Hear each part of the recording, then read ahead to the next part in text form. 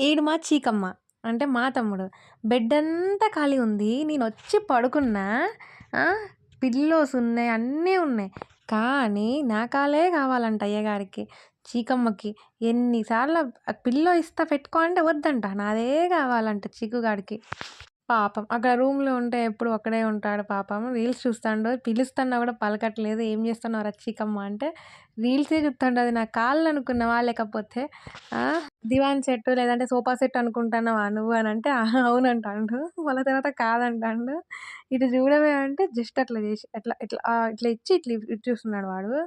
చీకుగాడు. మొన్న తిరుపతెళ్ళినాం గదా! అగో అప్పుడే వాడికంత జుట్టొచ్చేసింది. అట్లుంటది మరి మా తమ్మునితోని. వాడు ఏం తినడు అంతగనం. కానీ భలే పెరిగిద్ది జుట్టు మాత్రం. చీకమ్మ. ఈ 2 రోజులుంటాడు. మళ్ళా పండగయిపోయిన తర్వాత వెళ్ళిపోతాడు. ఆడికి జాబుంది గాబట్టి ఆడెళ్ళిపోతాడు. మనకేం లేదు గాబట్టి బేవర్స్ గాబట్టి మన ఇంట్లోనే. ఏమంటారు మనల్ని? బేవర్స్. రాక రాక వాళ్ళ ఇంటికొస్తారు గాబట్టి వాళ్ళ మీద ప్రేమ.